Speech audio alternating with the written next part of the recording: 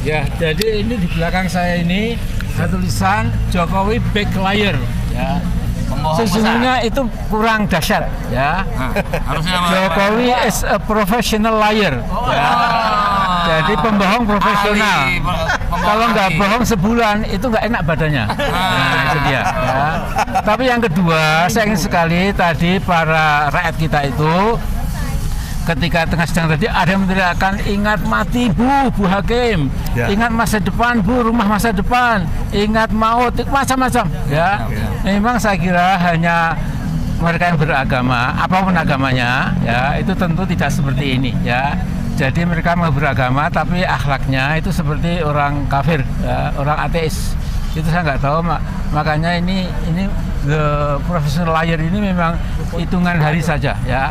Jadi Mr. Jokowi itu 15 Februari sudah selesai, ya, sudah terjadi presiden yang baru, dia menjadi lame duck, menjadi bebek lumpuh, tidak boleh ganti-ganti Pangdam, macam nggak boleh, ya.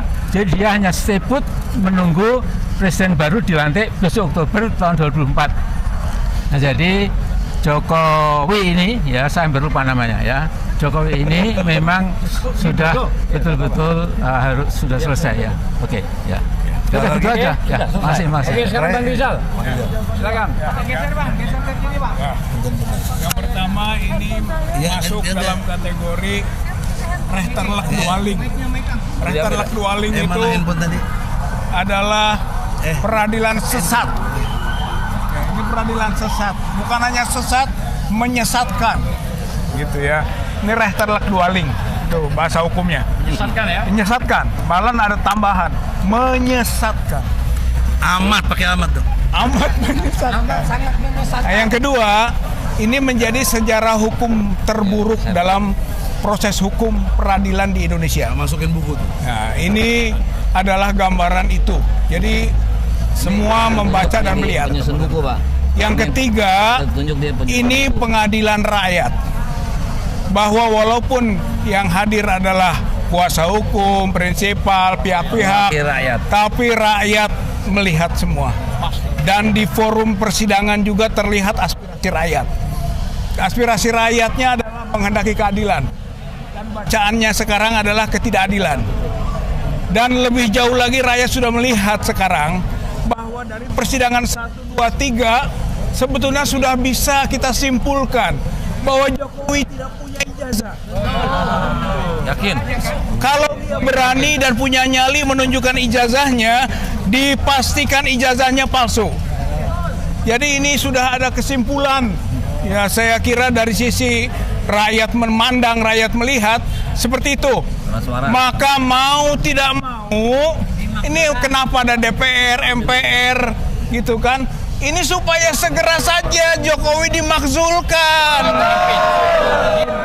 di impeachment. Persidangan PN Jakarta Pusat, perdata ini alat bukti.